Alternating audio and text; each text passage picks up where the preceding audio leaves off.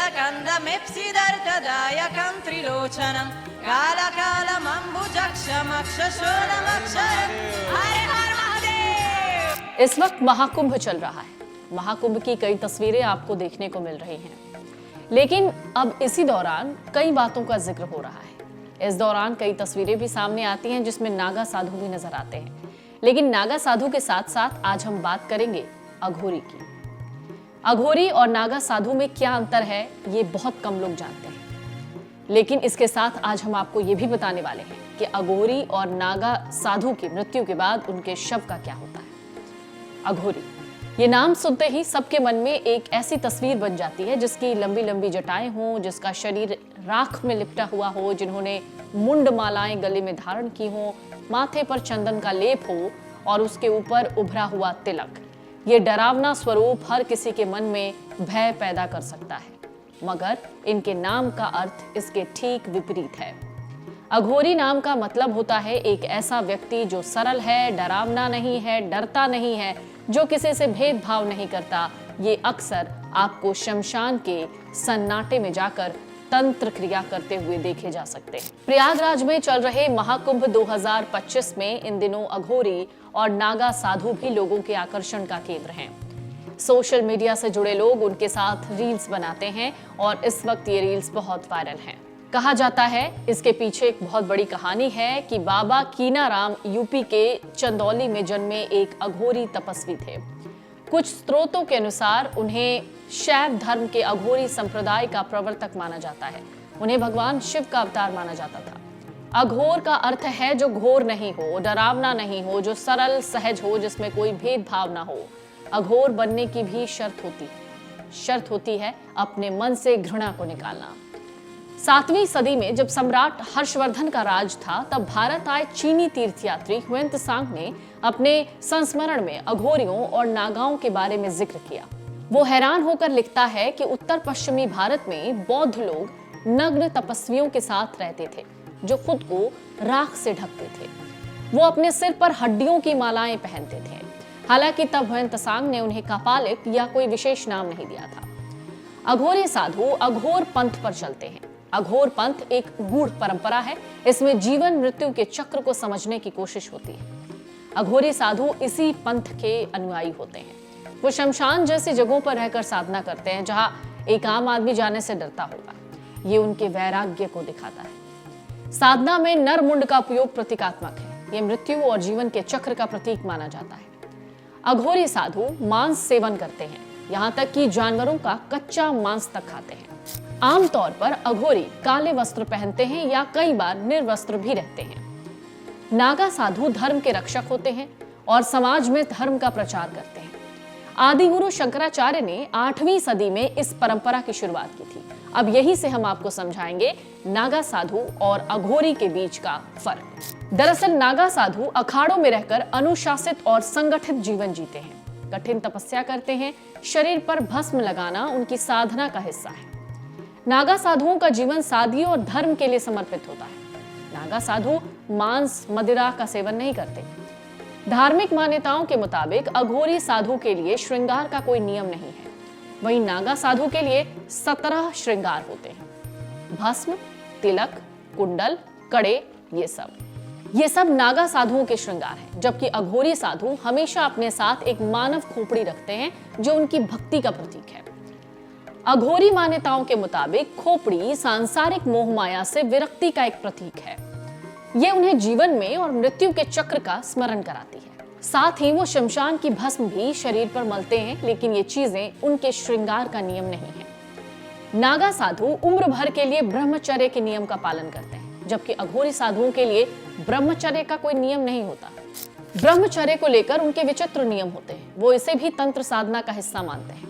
जानकारी कहती है कि अघोरी साधुओं के लिए शारीरिक संबंध को लेकर कोई नियम या बाध्यता नहीं है।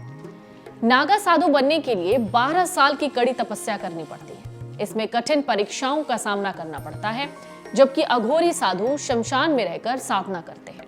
अघोरी साधुओं को सालों तक वही रहना होता है जहां वो तपस्या कर रहे होते हैं।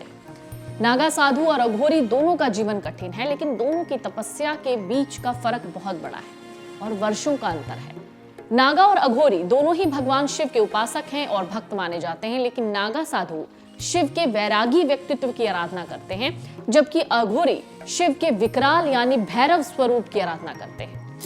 कुछ अघोरी साधु हमेशा अपने साथ एक मानव खोपड़ी रखते हैं। ये खोपड़ी उनकी भक्ति का प्रतीक है।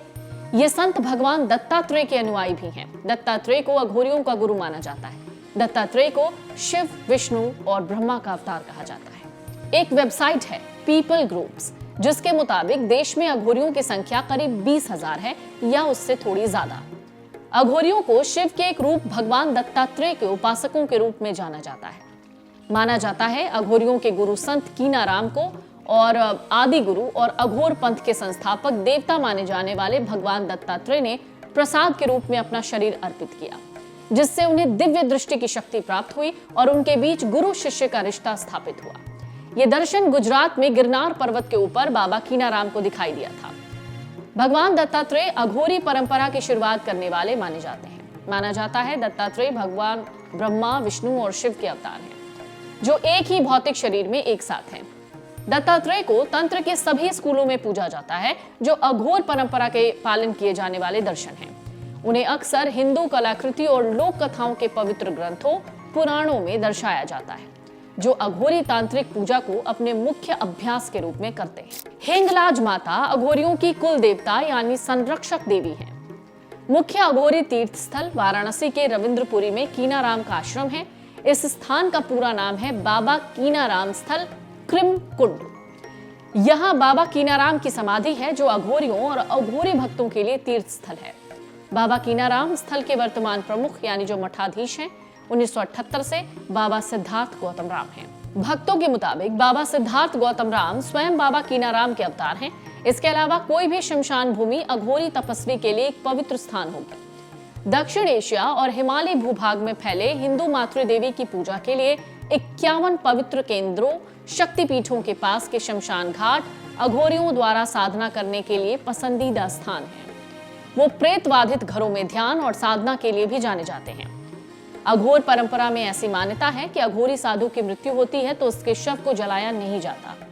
अघोरी साधु की मौत होने पर चौकड़ी लगाकर शव को उल्टा रखा जाता है, यानी सिर नीचे और पैर ऊपर। इसके बाद करीब 1.25 माह यानी 40 दिन तक शव में कीड़े पड़ने का इंतजार होता है। इसके बाद मृत शरीर को निकालकर आधे शरीर को गंगा में बहा देते हैं, जबकि सिर को साधना के लिए इस्तेमाल करते हैं। माना जाता है अघोरी साधु इंसान के मांस भी खाते हैं, मानव मल से लेकर मुर्दे का मांस तक खाते हैं और शमशान में साधना करते हैं।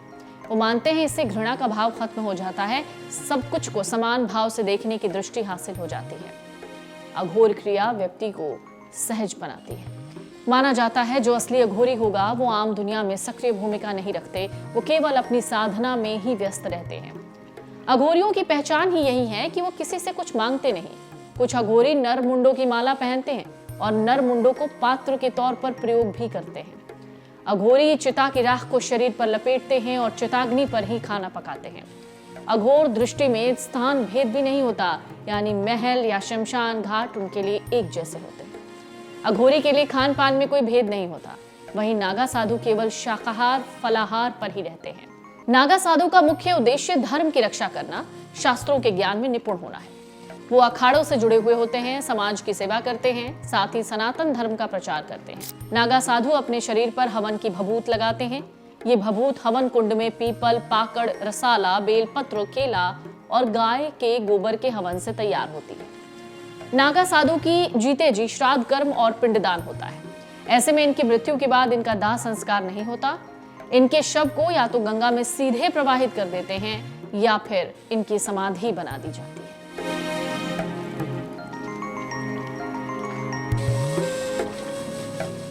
अमर उजाला जीवांजलि के सारथी की मदद लें और महाकुंभ में स्नान जरूर करें।